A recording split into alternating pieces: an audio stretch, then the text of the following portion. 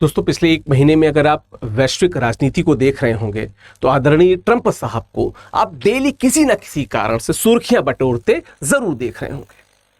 कल मैंने एक वीडियो किया जहां पे मैंने बताया कि किस प्रकार से जो अमेरिका में इंपोर्ट टैरिफ है भारत से आने वाली वस्तुओं के लिए डबल डाउन कर दिया अमेरिका ने। मतलब 25% तो बढ़ाया था, उसको डबल करके 50% कर दिया, जो 27 अगस्त से लागू हो जाएगा। कहा कि एक्स्ट्रा 25% इसलिए है कि वो भारत जो रशिया से, रूस से जो तेल इंपोर्ट करता है वो बंद कर दे, पेनल्टी स्वरूप हमने लगा दिया है। अमेरिका साहब कह के निकल गए।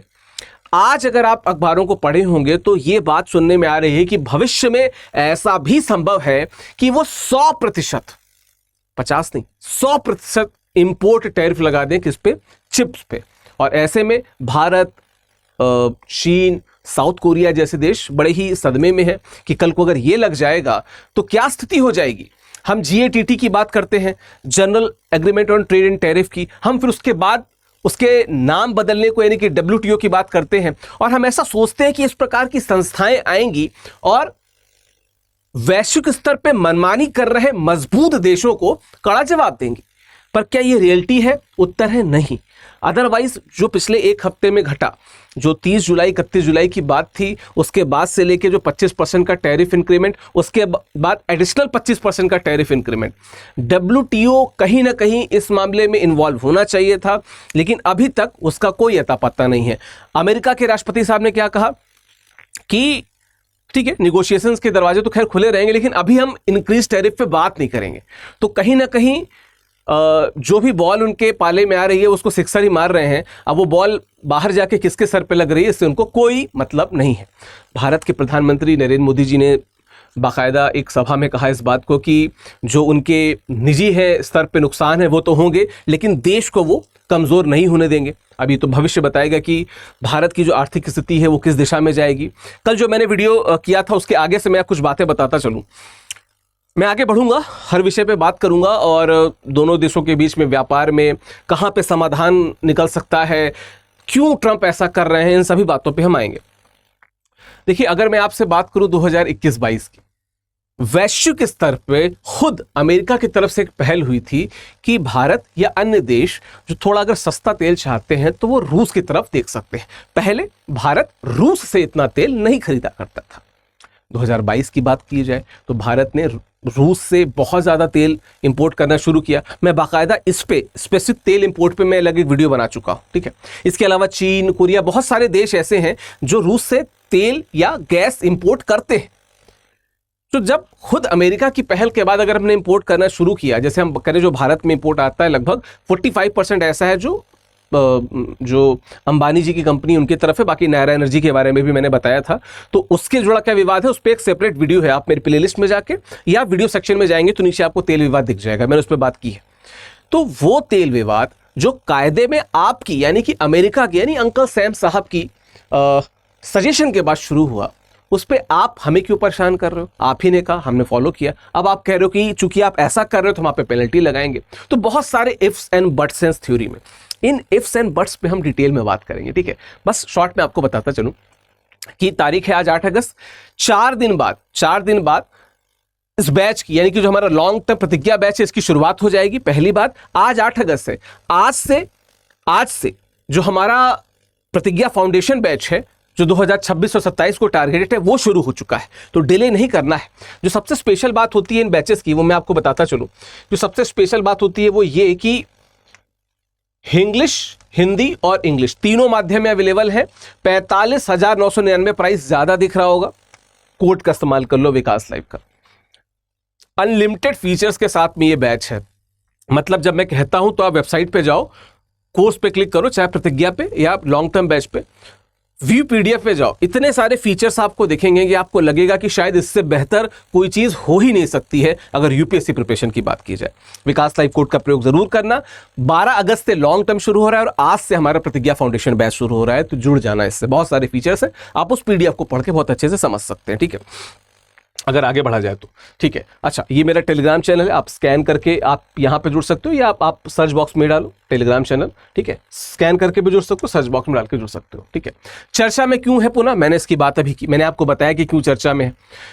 US यानी कि अमेरिका के राष्ट्रपति डोनाल्ड ट्रंप साहब, कई बार ऐसा लगता है कहना बहुत सकारात्मक नहीं है, पर उनमें एक अलग प्रकार का मूड स्विंग देखने को मिलता है। कुछ दिनों पहले मैं एक चर्चा देख रहा था जहां पे वैश्विक स्तर पे कुछ बड़े अखबारों के बड़े न्यूज़ रिपोर्टर्स थे, वो जब डिस्कशन कर रहे थे तो उन्होंने कॉमन एक पैटर्न बताया कि कई बार ट्रंप जी को देख के ये लगता है कि रात में उन्हें को सपना आया और अगले दिन उन्होंने निर्णय ले लिया, इस बात से बिल्कुल बेखबर कि जिन देशों के अगेंस्ट निर्णय जा रहा है उन पे क्या बीतेगी। जैसे अभी उन्होंने जो निर्णय लिया, इस निर्णय के खिलाफ खुद उनका जो बहुत क्लोज देश रहा भारत और ब्राजील, अगर आप लूला डा सिल्वा जी का भाषण सुनेंगे तो वो इसके बहुत अगेंस्ट में है, वो जवाब देने को तत्पर है और शायद भारत और ब्राजील के बीच में बात भी हो रही है।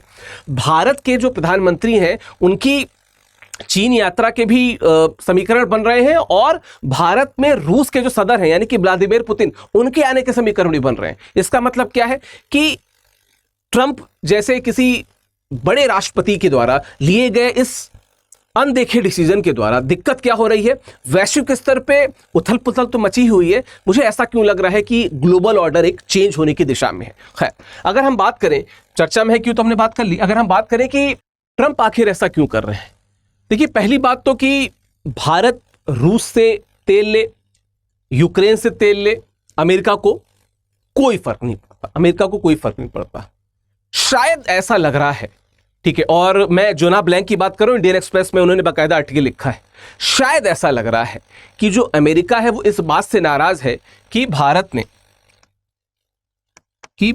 ने जवाब क्यों दिया, भारत ने जवाब क्यों दिया, शायद इस बात से जो ट्रंप साहब नाराज हैं, ठीक है। अच्छा, दूसरी बात क्या है कि जो ट्रेड डील है, ट्रेड डील के दौरान भारत अपने हितों से समझौता नहीं किया। उसने कहा कि नहीं, हित अगर आड़े आ रहे हैं तो हम किसी भी समझौते की तरफ नहीं जाएंगे, हमारे हित सबसे प्रमुख है। तो इस प्रकार का जवाब। या जब भारत पाकिस्तान सुलह की बात हो रही तो ट्रंप साहब ने तो कहा, मुंह फाड़ के कहा कि हमने सुलह कराई, लेकिन संसद में मोदी जी ने सीधे सीधे कहा कि नहीं, ऐसा कुछ था नहीं। यहां पे कहीं ना कहीं जो ट्रंप हैं वो इसको अपनी व्यक्तिगत हार मान रहे हैं। ऐसा लग रहा है कि जो डोनाल्ड ट्रंप साहब हैं उनके लिए ये जो ट्रेड डील है, ये एक प्रकार से जो इन्होंने जो नेट पैक्ट लगाए हैं 25% के जो एक्स्ट्रा टैरिफ डाल दिए हैं पेनल्टी के रूप में, ऐसा लग रहा है कि कोई निजी ग्रज है जिसको वो निकाल रहे हैं भारत के खिलाफ या भारत के प्रधानमंत्री के खिलाफ। एक बात तो ये है कि क्यों वो नाराज है, ठीक है। दूसरी बात पे अगर आए तो ट्रंप साहब खुद को एक बहुत बड़े, मुझे ऐसा लगता है कि खुद को एक बहुत बड़े ठेकेदार के रूप में देखते हैं और उनको ऐसा लगता है कि विश्व के किसी भी देश को जब चाहे वो चूड़ी मरोड़ दें और वो देश उस हिसाब से काम करने लगे। हर बार सिर्फ आप मुनाफे की बात करोगे या आप प्रॉफिट एंड लॉस की तरफ से ही देखोगे तो चीजें एक बेहतर ऑर्डर में तो नहीं जाएंगी। तो कहीं ना कहीं मुझे ऐसा लगता है कि एक जो मैंने कुछ दिनों पहले अमेरिकी साम्राज्यवाद पे एक वीडियो भी किया था, तो कई बार ऐसा लगता है कि ये खुद को एक बड़े ठेकेदार के रूप में ट्रंप साहब देखते हैं और वो पूरे विश्व को और विश्व में हो रहे बाजार को एक ठेके के रूप में देखते हैं। तो ऐसा कहीं ना कहीं एक चुहल होती है कि कहीं ना कहीं मोदी जी उस दिशा में, ट्रंप साहब उस दिशा में देख रहे हैं। तो पहली बात तो ये है। दूसरी बात अगर हम बात करें कि भारत और अमेरिकी व्यापार के आंकड़े की बात अगर कर लें तो भारत और व्यापार के अगर आंकड़े की बात किया जाए तो अगर हम वित्त वर्ष 2023-24 की बात करें, ठीक है, अगर वित्त वर्ष 2023-24 की बात करें, ठीक है, 2023 अगर 24 की बात करें भारत अमेरिकी व्यापार की, तो लगभग 7,346 प्रकार की वस्तुओं को भारत ने अमेरिका निर्यात किया, ठीक है, अमेरिकी निर्यात किया, जो भारत के टोटल निर्यात का लगभग 20%, ठीक है, भारत के टोटल निर्यात का लगभग 20% है, ठीक है। अब इसमें क्या क्या सामान है, इसमें मैंने कल बताया भी था, वैसे इसमें इंजीनियरिंग के सामान है, ठीक है, इसकी अगर बात की जाए तो, ठीक है, इसमें इंजीनियरिंग के सामान है, इलेक्ट्रॉनिक सामान है,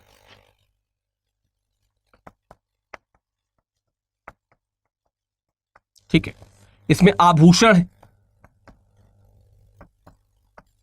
ठीक है, इसमें आभूषण है बहुत सारे, ठीक है, पेट्रोलियम उत्पाद है,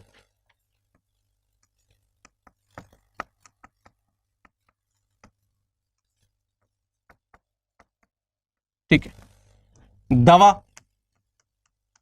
और दवा से जुड़ी चीजें, ठीक है, जो दवा निर्माण के लिए चीजें आती हैं फार्मास्यूटिकल्स में। तो एक वृहद स्तर पे देखा जाए तो लगभग 6,75,000 करोड़ रुपए का भारत ने अमेरिका को निर्यात किया, जो भारत के कुल निर्यात का 20% है। 20% है। तो इसका मतलब कि जो 50% का टैरिफ है और ये जो सपोजिट 100% का टैरिफ चिप्स की बात हो रही है, तो कहीं ना कहीं भविष्य में किसी भी देश के लिए, खासकर उस देश के लिए जो विकसित होने की दिशा में आगे बढ़ रहा है, बहुत टफ हो जाएगा। आप देखिए, इन आंकड़ों को देखिए, इतने सारे व्यापार को देखिए, तो कहीं ना कहीं ये लग रहा है कि डायरेक्शन डिरेल हो रही है। मैंने कल कुछ बिंदु पे बात की थी, आप उस वीडियो में जाकर जरूर देखिएगा कि क्या असर होगा, क्या चीजें होंगी, क्या विचलन है, क्या अन्य चेंज है। मैंने उस पर बात की थी, उसको वहीं देख लीजिएगा। मैं कुछ अन्य बातों पर और बात करता हूं। तो ये तो सीधी सी बात हुई कि हमारे और अमेरिका के बीच के व्यापार का आंकड़ा क्या है, ठीक है। दूसरी बात की जाए तो बहुत सी अमेरिकी कंपनियां हैं, जैसे मैं बात करूं अमेजन, गूगल, वॉलमार्ट, उन्होंने भारत में बहुत सारा निवेश किया है। और अगर बात की जाए भारत की तो इन्फोसिस, विप्रो, टाटा, इनमें अमेरिका में बहुत ज्यादा निवेश किया है। तो ये जो म्यूचुअल बाजार है, कल मैंने एक पॉइंट बताया था कि जो श्रृंखला है वो टूट जाएगी, तो ये जो म्यूचुअल बाजार है इस पर भी असर पड़ेगा। देखिए, होता है ना कि क्या कहते हैं, आएगी बाढ़ तो आएंगे कई नाम जद में, इस घर में सिर्फ हमारा मकान थोड़े है। मैं शायद शेर उपनिषद से पढ़ दूं, पर आप अर्थ समझ गए होंगे कि सिर्फ हमें नुकसान नहीं होगा, अल्टीमेटली आपके जो व्यापारी हैं उनको बेटर प्रोडक्ट नहीं मिलेगा, उनके भी व्यापार पे इसका असर पड़ेगा। अगर ये बात ट्रंप साहब समझते हैं तो शायद इस प्रकार के हम कह सकते हैं कि अजीब से वियर्ड से फैसले वो न लेते, ठीक है। तो ये भारत अमेरिका व्यापार का आंकड़ा है जो निश्चित तौर पे ये बताने के लिए है कि कहीं ना कहीं बड़े स्तर पे भारत पे प्रभाव पड़ेगा तो अमेरिका पे भी पड़ेगा। अच्छा, जब ट्रंप जैसा कोई व्यक्ति बार बार इस बात को जिक्र कर रहा है, इस बात को सामने ला रहा है कि भारत जो है, भारत एक ऐसा देश है जो अंधाधुंध टैक्स लगाता है, तो आप अभी वर्तमान ट्रंप जी की नीति को देख लीजिए। कल ही उन्होंने साइन किया पैक्ट पे कि 25% का एक्स्ट्रा पेनल्टी लगा देंगे। तो इस हिसाब से तो जिस बात के लिए वो भारत को क्रिटिसाइज करते हैं उससे कहीं ऊपर जाके तो खुद प्रदर्शन वो कर रहे हैं। तो कहीं ना कहीं ये चीजें बहुत सकारात्मक नहीं है, बहुत सकारात्मक नहीं है। अब अगर बात करें कि इसका समाधान क्या है, तो समाधान पे थोड़ा सा आ जाते हैं। देखिए, कल कुछ समाधानों की मैंने बात की थी, उनसे इतर आके कुछ और समाधानों की हम बात कर लेते हैं। पहली बात तो यह है कि बीच में कहीं ना कहीं WTO यानी कि वर्ल्ड ट्रेड ऑर्गेनाइजेशन को इंटरवेंशन करना पड़ेगा। जब मैं WTO की बात कर रहा हूं तो कमेंट बॉक्स में बता दीजिए कि GATT की स्थापना कब हुई थी और वहां से WTO का जो यात्रा है वो क्या रही, कब नाम WTO आ गया, कमेंट बॉक्स में बताइएगा जरा, ठीक है। चलिए, तो समाधान क्या है? तो पहली बात तो क्या है कि अगर आप ध्यान से देखेंगे तो जो यूरोप है, ठीक है, क्या यूरोप, और अगर हम एशिया की बात कर लें, यूरोप और एशिया, तो यूरोप और एशिया में जो भारत के इंजीनियरिंग गुड्स हैं, ठीक है, जो भारत के इंजीनियरिंग गुड्स हैं, इनकी मांग बहुत ज्यादा बढ़ रही है, ठीक है। तो जो आप अमेरिका को निर्यात कर रहे हैं वो यहां पे आप निर्यात कर सकते हैं, एक ऑल्टरनेट मार्केट खोज के आप इधर आ सकते हैं, ठीक है। इन बाजार में भारत अपनी हिस्सेदारी क्या है, बढ़ा सकता है। भारत यहां पे अपनी हिस्सेदारी क्या कर सकता है, बढ़ा सकता है। पहली बात तो ये। दूसरी बात क्या है, अगर हम एक बात करें, एक टर्म आता है, मैंने कई बार इसकी बात की होगी, PLI, ठीक है, प्रोडक्शन लिंक्ड इंसेंटिव। अगर आप अपने घर के जो व्यापारी हैं, जो क्या कहते हैं मैन्युफैक्चरर हैं, उनको, ठीक है, उनको प्रोडक्शन पे, घरेलू लागत पे सपोर्ट करेंगे तो शायद PLI स्कीम के द्वारा जो प्रोडक्ट आएगा और प्रोडक्ट में जो डेप्थ आएगी वो इतनी बेहतर आ सकती है कि जो अमेरिकी उत्पाद है हम उनको टक्कर दे सकते हैं, हम बहुत बेहतर कर सकते हैं अगर प्रोडक्शन लिंक इंसेंटिव स्कीम जैसी चीजों पे काम किया जाएगा, ठीक है।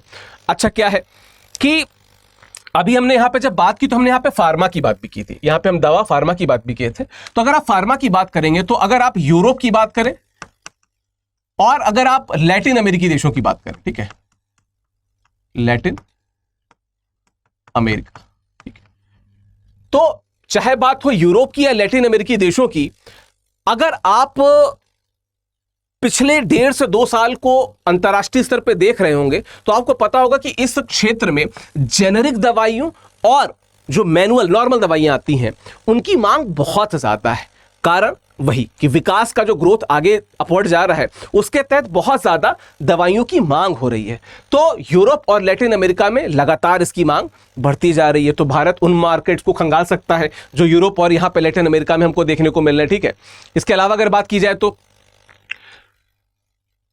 जब हम यूरोप के बाजारों को देखते हैं, ठीक है, तो डायमंड्स और गोल्ड, साउथ अफ्रीका एक समय हब हुआ करता था, लेकिन अब कहीं ना कहीं यूरोप, साउथ अफ्रीका से मैं निर्यात की बात कर रहा हूं, तो अब आप वाया साउथ अफ्रीका या सीधे सीधे यूरोप के साथ 1 to 1 जो डायमंड्स या गोल्ड के जो प्रोडक्ट्स हैं, जो बने हुए प्रोडक्ट हैं, उनको आप वहां पे निर्यात कर सकते हैं। ठीक है, और सेम जो हमारे घरेलू टेक्सटाइल्स का यानी कपड़ा उत्पादक, क्योंकि भारत अमेरिका के बीच कपड़े का भी बड़ा व्यापार होता है, भारत बड़ी मात्रा में रॉ मटेरियल और क्या कहते हैं कंप्लीटेड मटेरियल वहां पे सप्लाई करता है। तो ये जो रॉ मटेरियल है इधर भी कहीं ना कहीं जो भारत है ये बेहतर कर सकता है जब अपने घरेलू जो मैन्युफैक्चरर्स है उनको सपोर्ट करे, और यहां पे जो उपोत्पाद है उसको लुक ईस्ट यानी कि ईस्ट के साइड में जो हमारे देश हैं, जो आसियान कंट्रीज है, उधर देख सकता है, या भारत पुनः यूरोप और लैटिन अमेरिका देशों को टारगेट कर सकता है। अब तो अफ्रीका भी ठीक ठाक ग्रो हो रहा है, तो वहां पे भी एक मार्केट को आप वहां पे संजो सकते हो।